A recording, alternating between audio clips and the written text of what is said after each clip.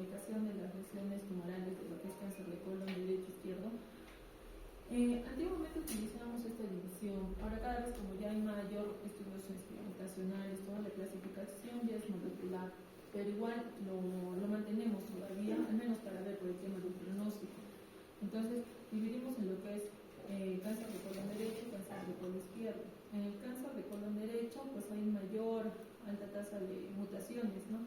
Como las mutaciones de BRAF, inestabilidad microsomal, el KRAS, P3K.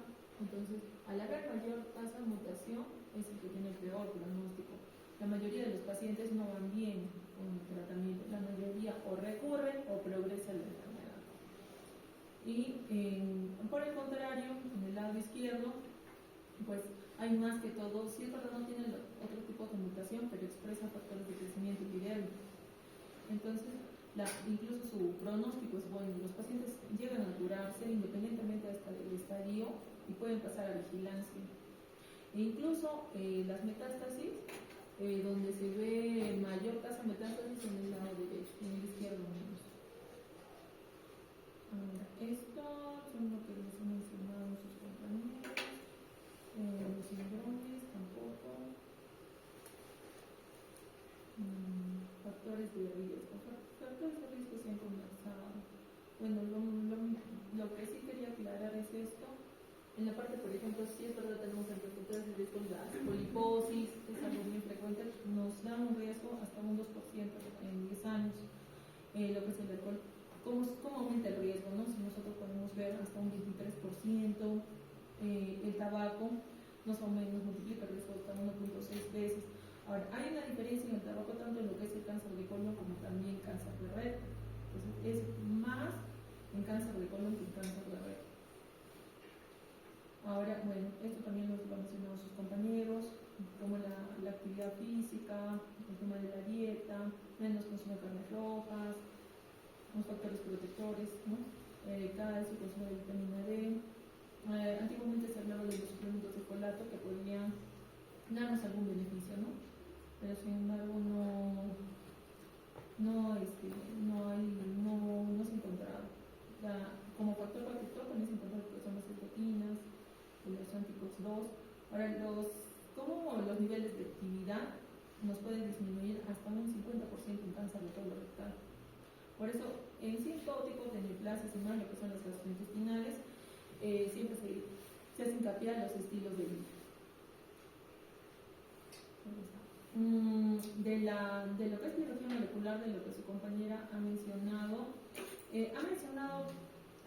ella 3, ¿no? Nosotros estamos viendo más que todo 2 vías de mutaciones, donde estamos viendo la inestabilidad cromosomal como la inestabilidad microsegmental. Entonces, ¿cuál es más frecuente? La cromosomal. Finalmente, de un epitelio normal hasta llegar a un carcinoma, ambas vías nos van a llevar.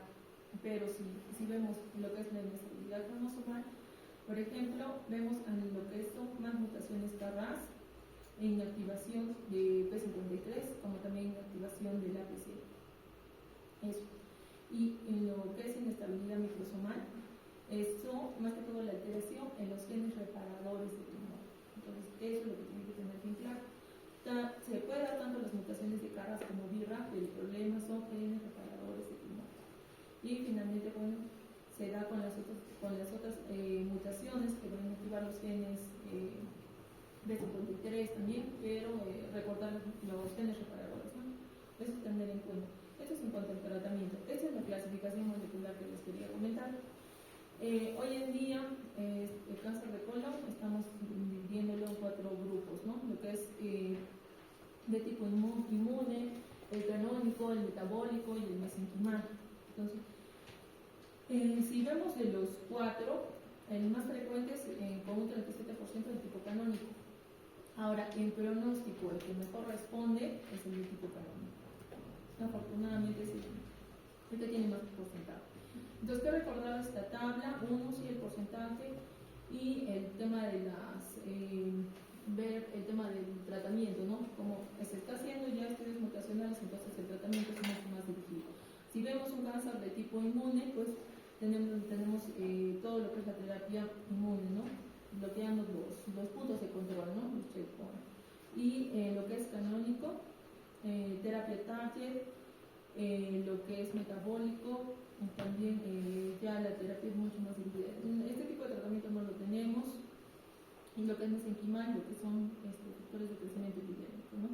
O inhibir todo lo que es la antigénesis. Este cuadro es un poco más específico y más claro, ¿no? Porque nos va a mostrar más que todo cómo es el pronóstico y cómo se da la parte de variables clínicas, ¿no? Como les mencionaba, el que tiene mejor supervivencia, las recaídas, mayor probabilidad de supervivencia, el de tipo canónico, ¿no? Que es el que tiene mayor frecuencia.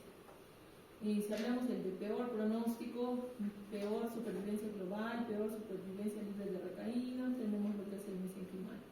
Intermedio, lo que es el metabólico, y también peor supervivencia de recaída, tenemos lo que es el de tipo inmune.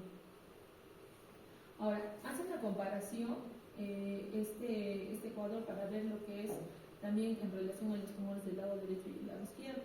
Si podemos evaluar, por ejemplo, en el tipo inmune, es más frecuente en mujeres y tumores del lado derecho, y es elevado grado patológico. Entonces, por eso, yo les había comentado, el lado derecho, peor pronóstico, y con el subtipo molecular lo confirma, ¿no? Peor supervivencia tras recaída. Ahora, el de tipo canónico, que les mencionaba de mejor supervivencia, del lado izquierdo que va mejor, justamente lo relaciona, son los tumores que se encuentran en el lado izquierdo. Entonces, pueden relacionar, por eso es que manejamos ambas clasificaciones, en cuanto a la localización, lo que es el derecho-izquierdo, como también la clasificación molecular, para más o menos darnos una idea. Entonces, se encuentra un paciente que tiene un tumor, un cáncer de colon descendente. Ustedes más o menos pueden ver de que el paciente va a ir bien en lo que es el tratamiento, ¿no? Y que si hablamos molecularmente hablando, es del tipo canónico.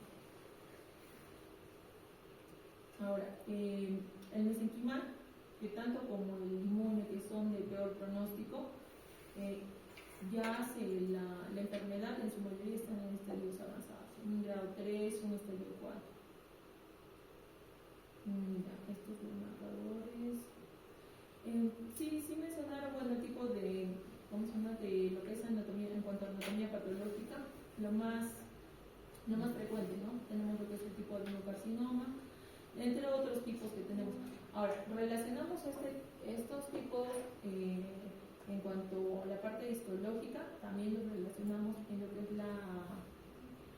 que es la tasa de mutaciones, ¿no? Por ejemplo, en lo que es inestabilidad cromosomal con inestabilidad nucleosomal.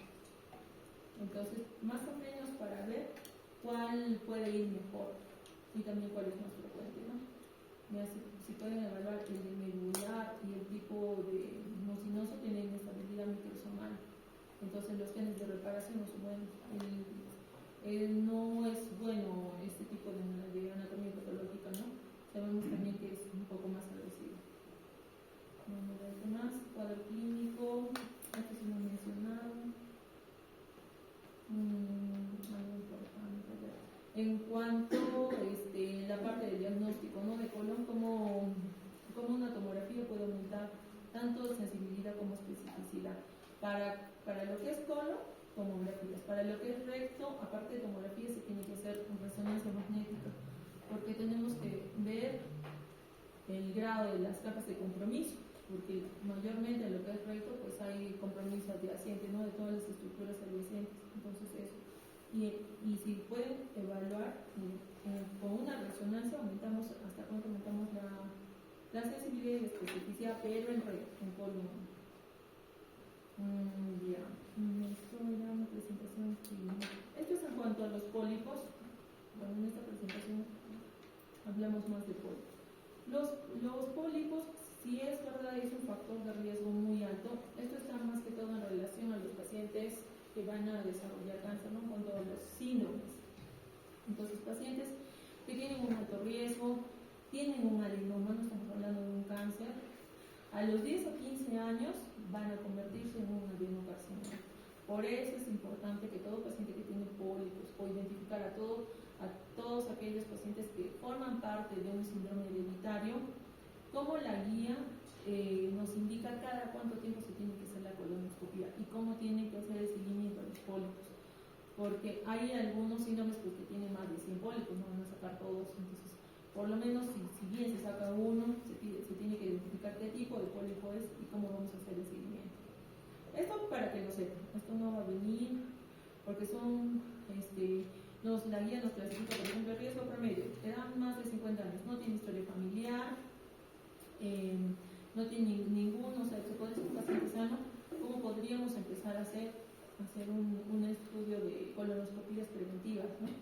Ahora, ¿cómo cambia si es que tu paciente, por el contrario, tiene historia familiar de pólipos, adenomatosos, cerratos? Si se dan cuenta, mira, hasta nos dan las medidas de los pólipos y cada cuánto tiempo tenemos que hacer las colonoscopías. Esto solo para que lo sepan. Igual les voy a pasar la presentación. Y esto ya es un alto riesgo, ¿no?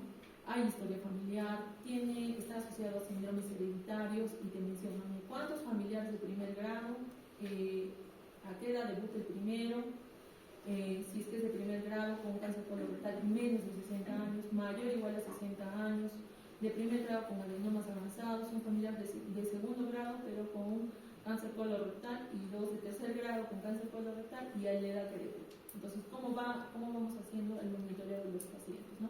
No estamos hablando de cáncer en estos momentos, sino que son pacientes que van a predisponer a desarrollar un cáncer colorectal. El estadiaje, que sus compañeros ya lo han hablado, estaba claro lo que es el estadiaje de ambos grupos, más que todo tienen que identificar qué capas son las que comprometen, ¿no? Siempre tener en cuenta pues, lo que sobrepasa, ¿no? Muscular, lo que es la mucosa, su mucosa, todo lo que es la capa muscular, cuando ya compromete todo lo que es serosa o está sobrepasando serosa, o hay compromiso incluso hasta de vasos, ¿no? Creo que es lo mismo que su compañero no ha mencionado. Ya, esto faltaba, ¿no? Localización y frecuencia de metástasis. Tenemos un cáncer de colon, donde es el primer lugar donde va a viajar este tipo de neoplasia, ¿no? Es muy frecuente que viaje primero al hígado. Tenemos un 38, hasta un 60% que va a viajar a nivel de hígado.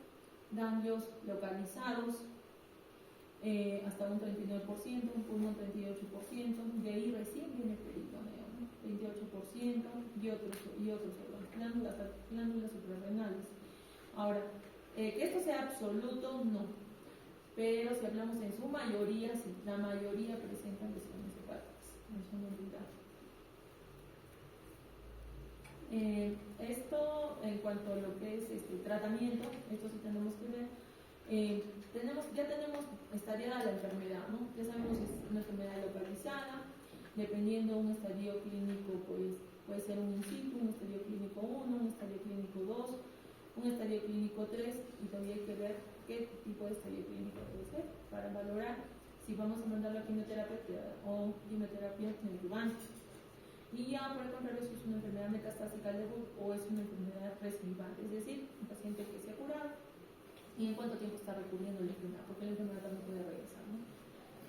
Si tenemos localizada, entonces tenemos un in situ o un estadio clínico 1, el paciente va para cirugía, un estadio clínico 2, el paciente, acá vemos, ¿no?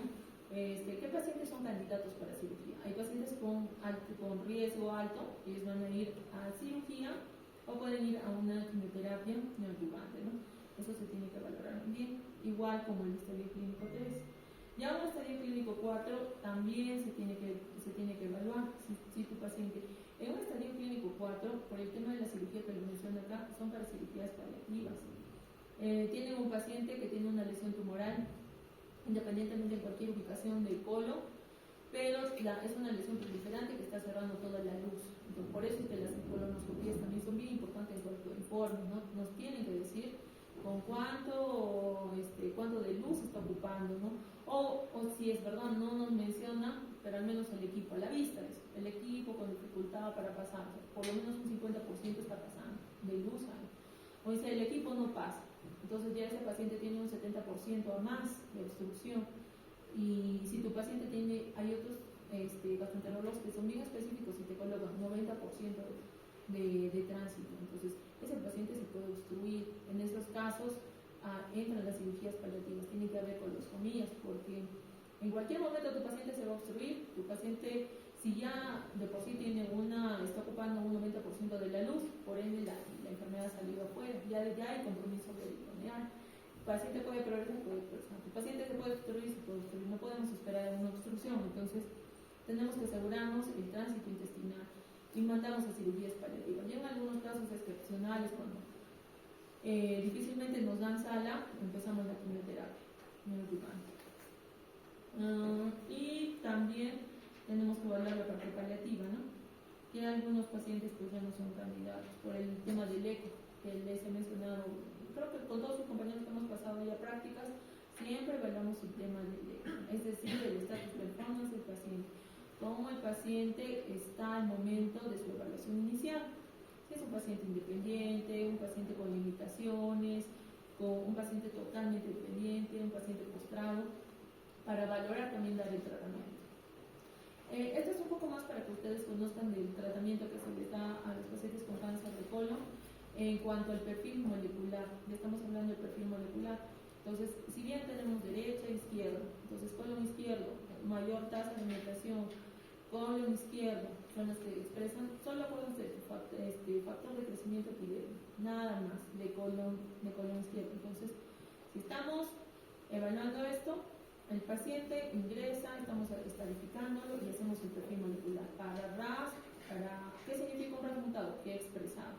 Entonces, por ende, va quimioterapia con el tratamiento que ven aquí de bevacizumab, que es un antiangiogénico. Entonces, es una terapia combinada de quimioterapia con la terapia antiangiogénica. RAS wild type, ¿qué significa? Que el RAS no ha expresado mutación, o como decir, un RAS negativo, ¿no?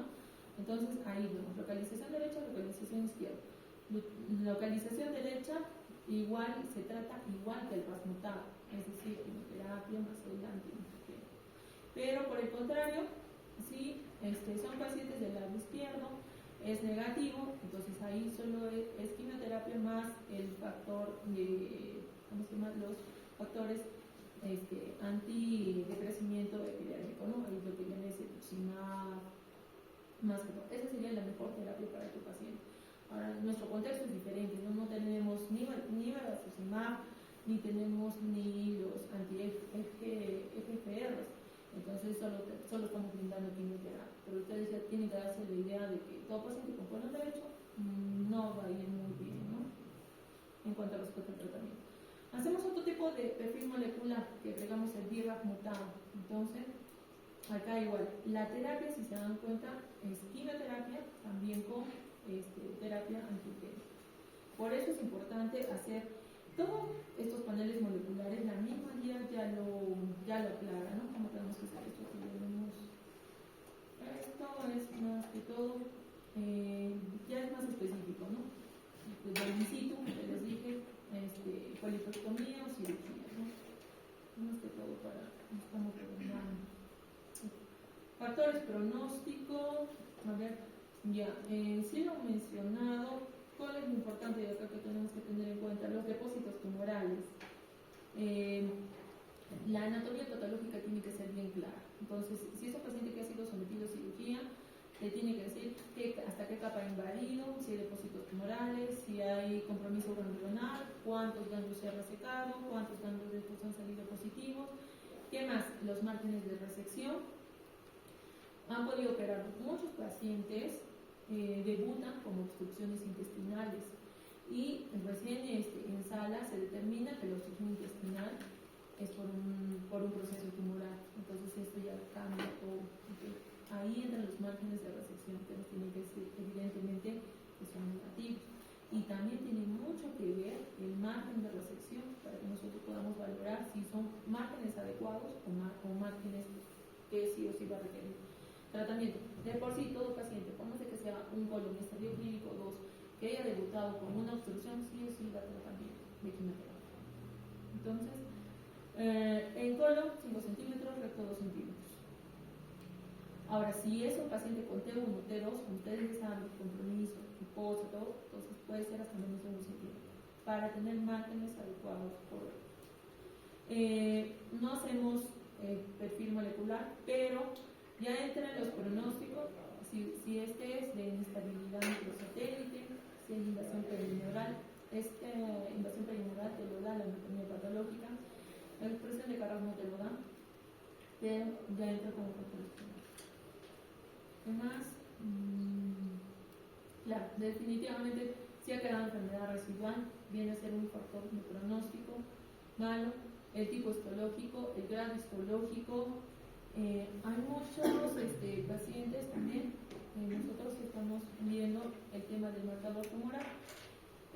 No todos los cánceres en sí, los cánceres de colon, solo de colon, expresan marcadores tumorales. Hay algunos pacientes que no expresan marcadores tumorales. Y por eso es importante que al momento de estadificar a tu paciente, al momento que estás estudiando a tu paciente, tienes que tener ambos, tanto el CEA como el CA19-9, pero ya lo están considerando CEA como factor pronóstico. Si no expresa, no te va a ayudar ni para el seguimiento. Pero si por el contrario, tu paciente expresa el marcador tumoral y es un marcador tumoral elevado, pues más o menos ya tienes que ver que ya está más de 1000, más de 500, estos son valores alarmantemente elevados que te tienen que hacer pensar que puede haber incluso enfermedades metastásicas. No tenemos un valor exacto como punto de corte en los marcadores. Esto es el pronóstico. Eso es más que todo lo de colon. Vamos a ver lo de este.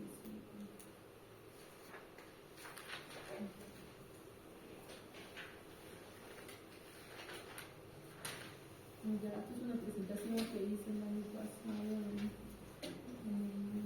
verano.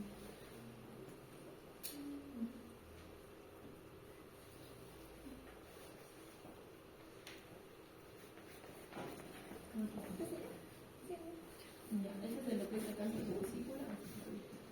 Ya, y bueno, todo lo que es epidemiología y ciencia ya lo han comentado.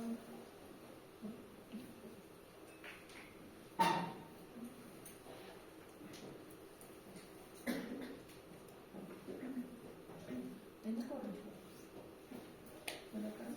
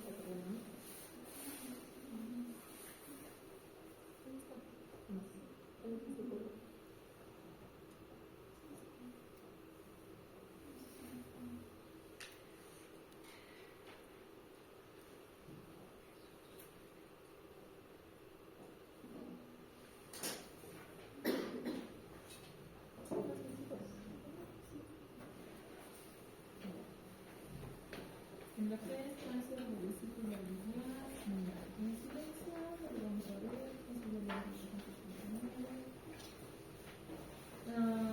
sí es frecuente todo lo que mencionaron en el tratamiento de fútbol, sí, de bebida, pero ya han visto que hay mayor predisposición de los mujeres.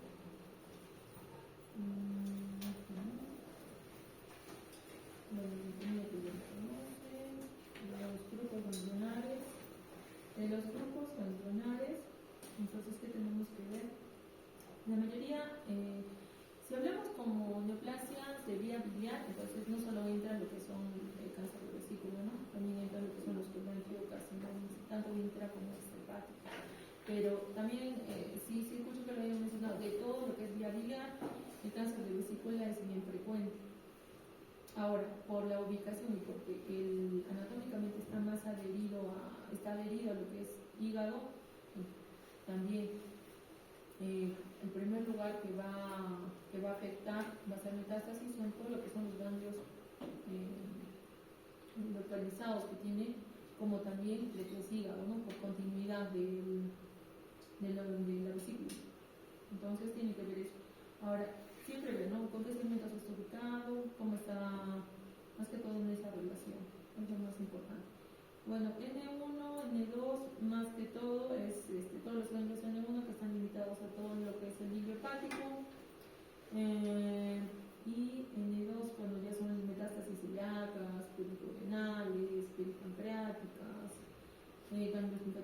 bacteria mesentérica, eso también tenemos problemas. Ya, o sea, se podría decir enfermedad metastásica. Ya, esto es el epitelio, más que todo. En cuanto a clasificación, igual histopatológica, más frecuente tenemos los tipos adenocarcinoma con un 75.8%, y ahí ya siguen los demás tipos de neoplasias, de variante, ¿no? Variante. Biología molecular, ya. Esto no lo he tocado. Ya. ¿Qué tener en cuenta? Más que todo, para que lo tengan así bien claro, hay dos vías donde tenemos que ver. Inactivación de P53, mutación de Carras. Es lo principal que debemos saber para el desarrollo de un cáncer de vesícula biliar, ¿no? Si es verdad que el paciente tiene predisposición genética en una de las líneas, hay una alteración anormal en el metabolismo de la línea, se tiene el paciente mayor predisposición a desarrollar cálculos, de tener litiasis vesicular, que produce una inflamación crónica, porque estamos hablando de años, porque muchos de los pacientes ni siquiera saben que tienen cálculos en vesícula. Ahí se da, ahí recién entra lo que es la manipulación del P53 y va cambiando el epitelio, displasia, carcinoma in situ y es un cáncer invasivo. Por el contrario, el otro lado, hay el reflujo de lo que es el reflujo del grupo pancreático, pero ya más que inflamación, esto es como un tema de hiperplasia. Es decir, cómo va aumentando tu tejido y cómo va cambiando tu tejido de vesícula biliar, y más que todo está en relación con una mutación del Carras. Y hay lo mismo, displasia, carcinoma in situ, en lo que es el carcinoma invasivo. Entonces, tener claro esas dos inactivaciones, mutación y inactivación del P53, que es lo principal. Ahora, este cuadro también es muy importante porque más o menos nos va a dar a conocer cuánto tiempo puede convertirse, cuánto tiempo pasa desde una displasia hasta un cáncer invasivo, ¿no? Tenemos un epitelio normal, luego tu paciente ya comienza a desarrollar litiasis vesicular, se va sometiendo a una inflamación crónica, luego va a pasar a una displasia, y miren cuánto pasa desde una displasia hasta un carcinoma invasivo, más o menos unos 15 años. Ya, la displasia no es cáncer, pero ya hay un cambio de epitelio. Entonces llegamos a lo que es el cáncer in situ, eso ya es un cáncer. Está localizado, pero ya es un cáncer.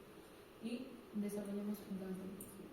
Son 5 años, entonces en 5 años se puede hacer mucho. ¿Qué significa esto? Que todo paciente que tenga cálculos tiene que operarse. Si bien no le vamos a asegurar sí o sí para desarrollar un cáncer, pero es un factor de riesgo muy alto. Entonces, son 5 años que si ha podido encontrar un cáncer localizado y si no se operaba, pero mejor dicho, si se operaba, tenía toda la intención de ser curativo, ¿no? Tal vez ni siquiera ha pasado de muscular, solo se quedó en su mucosa. Entonces, nos da un tiempo, pero lamentablemente los pacientes, la mayoría vienen en lo que es un cáncer invasivo. Eso más que todo. Bueno, y entre las mutaciones para cada uno que se da, pero eso es lo principal que quiero que vean. ¿Cuánto tiempo pasa? Estas son las mutaciones que se utilizan. El panel molecular que te pide la misma guía, factores de riesgo, los cálculos, esto es el principal factor de riesgo, inflamación crónica y como estos cálculos más de 3 centímetros, como también que estar por 10 veces la predisposición para desarrollar un cáncer de vesícula biliar. Bueno, esto sí lo he mencionado. ¿Qué más cuadro clínico? Son muy inespecíficos, pueden ir tanto como de todos los síntomas inespecíficos. ¿Cuál es lo que la mayoría de pacientes tienen?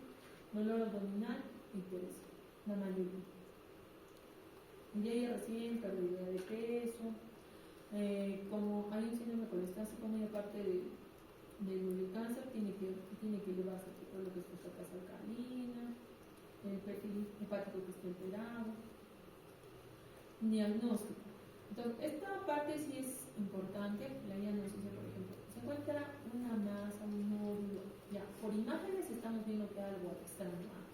Entonces, entra tu examen físico, porque tienes que buscar ganglios, adenopatías, donde entran tus estudios de imagen, tienes que hacer tomografías contrastadas, ¿tá? También lo mismo. Igual, tórax, abdomen y pelvis, para estadificar bien a tus pacientes. De todas maneras se hace la consulta de cirugía como parte de la guía, porque por el tema de la localización, porque se supone que mientras estás estudiando a tu paciente ya vas viendo si es una enfermedad localizada o qué tipo de si es un estadio avanzado.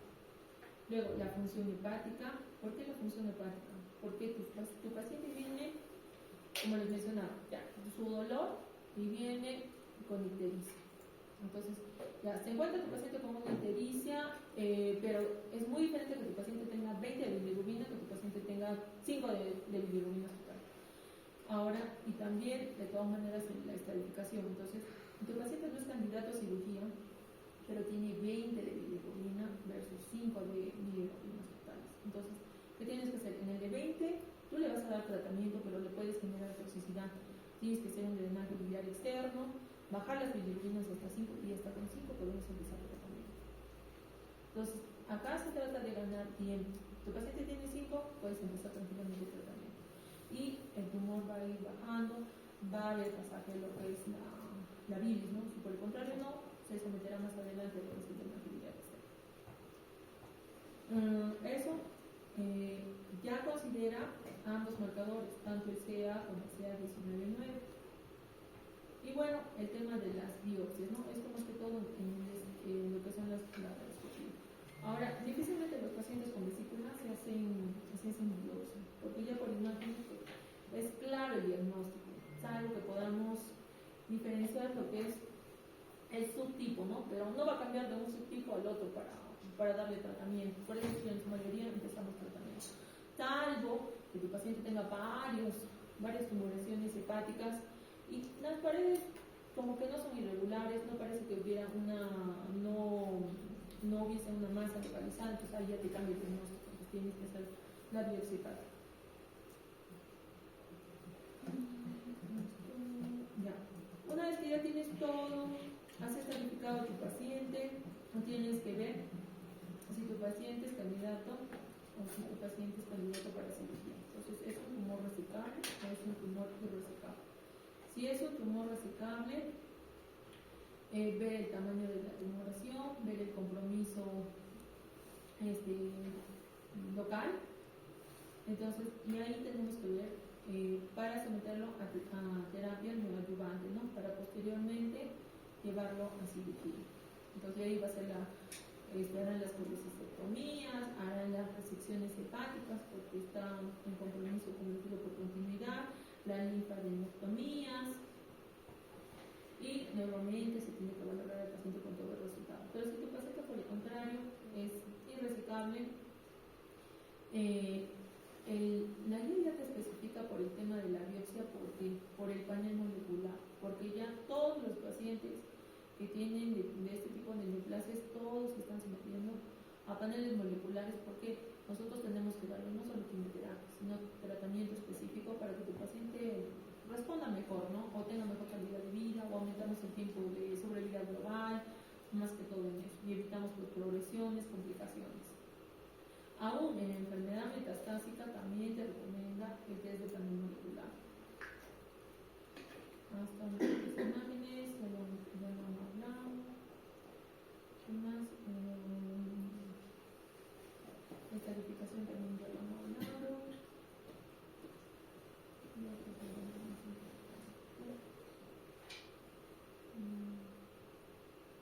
Criterios de irresecabilidad. Esto sí creo que no nos toca. Afectación bilateral o de las vías intrahepáticas, lo que son vasos. Ya estamos hablando de vasos, estamos hablando de un estadio clínico, bueno, estamos hablando de un estadio avanzado, pero un T4B, ¿no? Ya está afectando el tronco principal, que es la vena porta, invasión bilateral de las ramas de la vena porta, como también de la arteria hepática, afectación total del lóbulo contralateral. Esto no queda para el tema de cirugía, ¿no?